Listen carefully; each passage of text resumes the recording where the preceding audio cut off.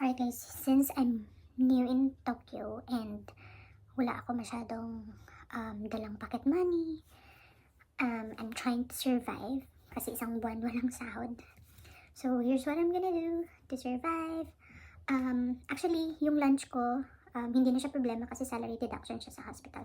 All I need to prepare is my breakfast and my dinner.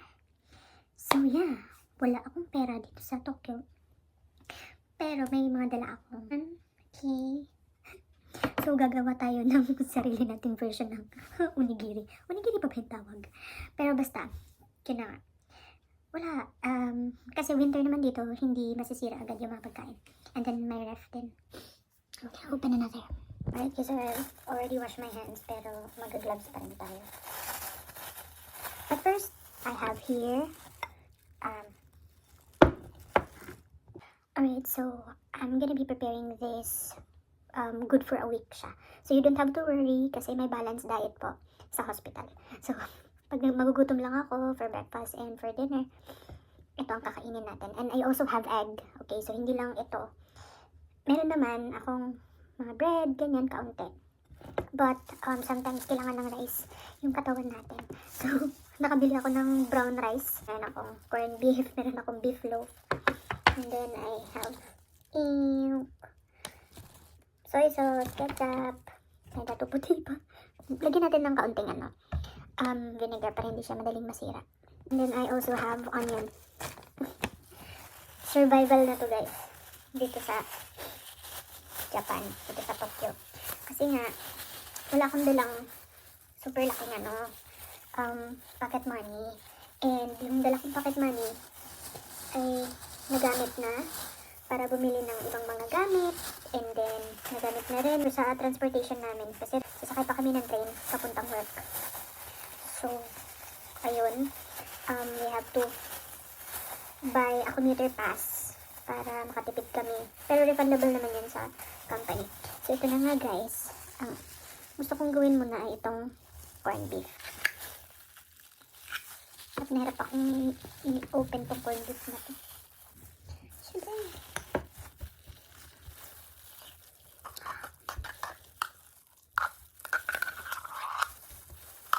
Ito.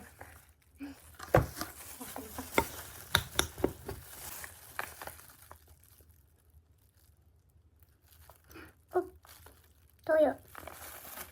Ay, so messy. Ihati ko siya kasi gagawa pa ako for the beef loaf. Kasi ito nga ako nakakabili ng asin eh. We're gonna put a little bit of vinegar. Little bit ba yun? Baka konti lang yun, diba? I don't know what this tastes like.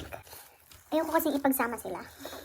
So isa-isa, isang corned beef, isang beef loaf. Para naman may variety tayo. So the moment of truth kung ano ang lasa. Let's see.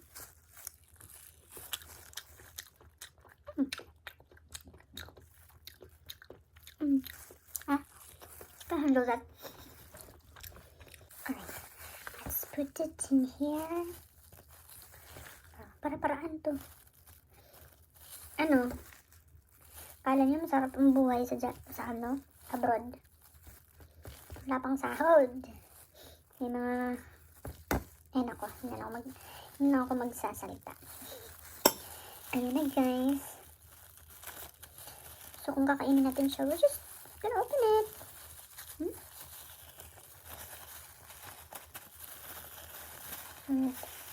Lalagay ko siya sa sa freezer para hindi siya masira.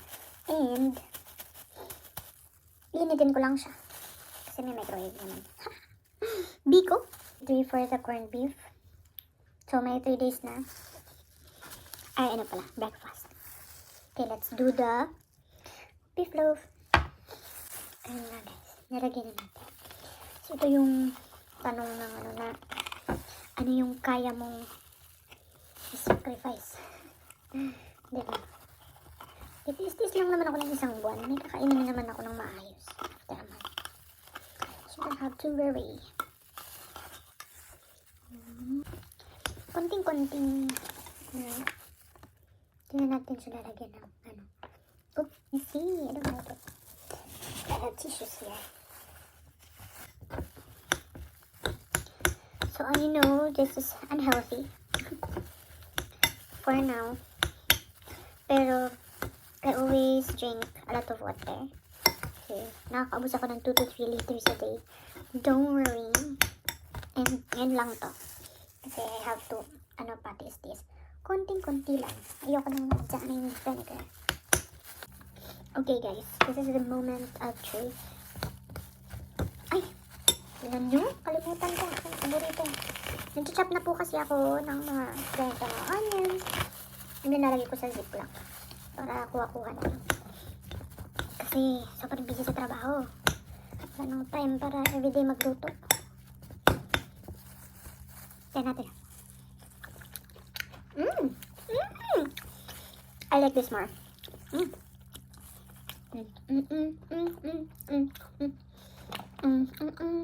Argentina. Hindi po ito sponsored. Okay. Gonna use this.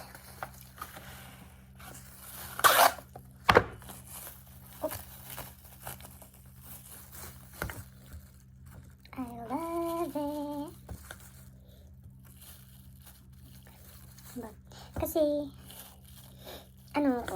day shift ako. Yung work ko. And sometimes, late na nakakatulog kasi I'm preparing for something stuff. Review, nagbabasa-basa. So, pag gumising ako, diretso na talaga for work. Ito na siya.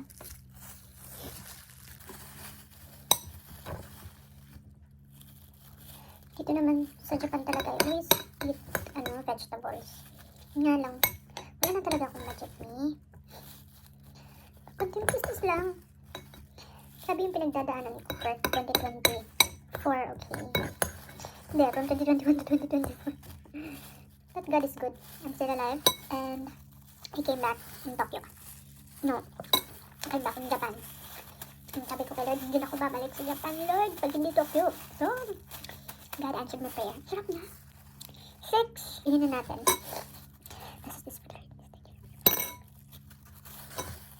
Sarap ako ng corn beef.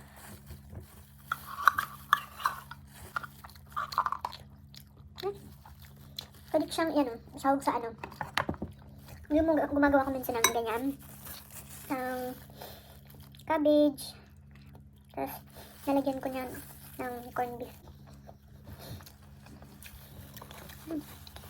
Ito lang. Don't worry kasi masarap and very healthy ang food namin sa hospital. Sa tuwing lunch. Hindi ko rin naman sa daling kakainin ito. Kasi may egg din naman ako. Meron din kaunting toge, ganyan. Ang miss Pinas. Magiging kalat of water after this. After this, magbunot na ako for breakfast. Minsan yun nakakapag-breakfast.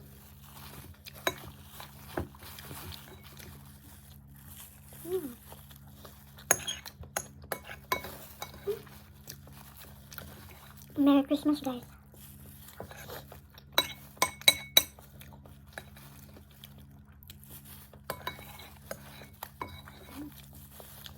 Ang tap ng beefloaf.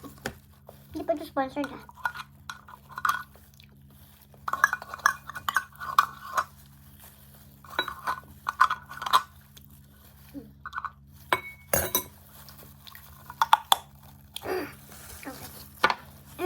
Naman akong isang karne dito. Isa lang. Lagay natin. I-freezer natin. Alam niyo ba na ang mga Hapon ay nag-freeze din ng ng mga rice?